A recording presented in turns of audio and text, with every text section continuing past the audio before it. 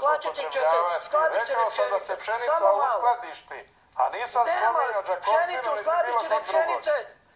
Pšenica je pokradena. Zašto ne kažete gdje je ta pšenica? Zašto dijelite seljake na crvene, na bijele, ministre? Koji su to seljaci crni, koji bijeli? Ja ne dijelim. Pa ne možemo se ovako, ministre, ponašati.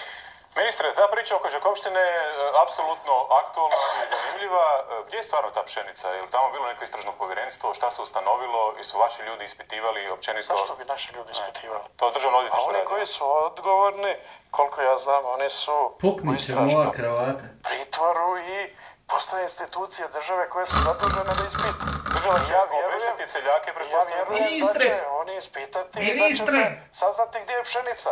Ne može ministar znati gdje je pšenica. Kako će se seljaci namiriti? Što će biti sa onim Ministre, Čorbanac gori. Državna pšenica će se kroz stečaj Ministre vratiti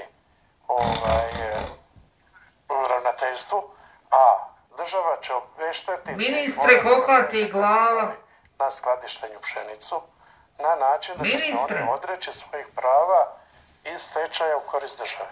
I država će se tada pojaviti u stečaju kao vjerovnik u ime njih.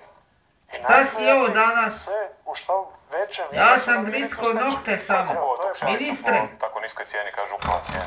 Koja je upala cijena? I ne odustajemo od žive love, ništa nas drugo ne zanima nego samo kuna.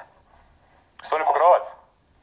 Samo kuna? Evo također neću ponavljati, naravno, mi tražimo samo kune, a kuna ima. Evo ja dajem jedan model, neka gospoda iz ministarstva i sabora 40% daju svoje plaće nama, ako oni vole Ministre, trebam za zube. Onda shvate ozbiljno, pa neka vide kako će oni i njihova obitelj funkcionirati sa 40% manje plaće.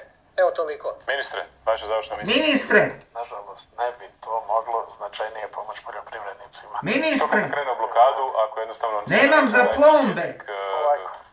Šta će se onda događati? Ministre. Vidjet će se što se Jesi može se napraviti. ubojio? To će se kazati. Ako se nešto može napraviti, to će se napraviti. Ako se ne može, nažalost, niti prosvjedi, niti... Kamera te ne može snimiti. Ministre. Završimo onda tim riječima. Hvala vam lijepa svima na sudjelovanju večera.